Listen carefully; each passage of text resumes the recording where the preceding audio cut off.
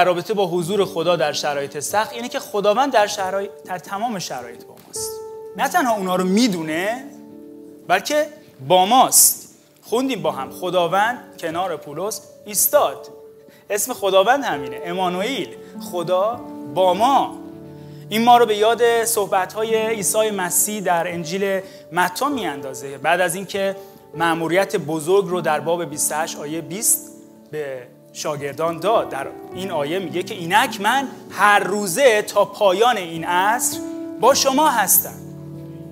هر روزه، نه فقط روزهای یک شنبه، نه فقط توی کنفرانس، نه فقط توی سمینارها، نه فقط تو روزهای سخت یا شاد، هر روزه در هر شرایطی که باشید من با شما هستم. و چقدر زیبا نویسنده رساله به عبرانیان در باب 13 آیات 5 و 6 میفرماید تو را هرگز وا نخواهم گذاشت و هرگز ترک نخواهم کرد.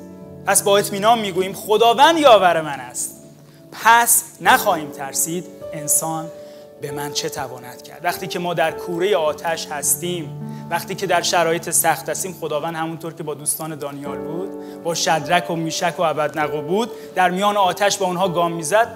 نمیتونه امروز با من و شما در میان آتش گام بزنه؟ نمیتونه با من و شما وقتی که داریم از سختی ها عبور میکنیم قدم برداره؟ آمین که میتونه.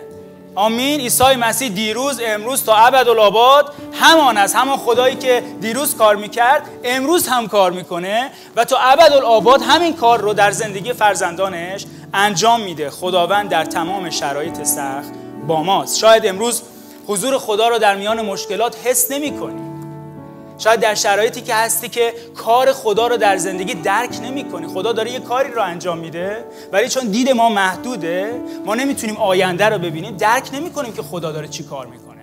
و این باعث میشه که فکر کنیم خدا خاموشه، فکر کنیم خدا منو فراموش کرده، خدا من رو کنار گذاشته، خدا من رو دوست نداره، در حالی که اینطور نیست. همه ما میدونیم کلام خدا شهادت میده که خدا ما رو ترک نمیکنه، خدا ما رو وا نمیگذاره، خدا ما رو رها نمیکنه، خدا هرگز غیر فعال نیست. خدا در زندگی من و شما داره عمل میکنه و حتی زمانی که ما حضور او رو لمس نمیکنیم خدا با ماست.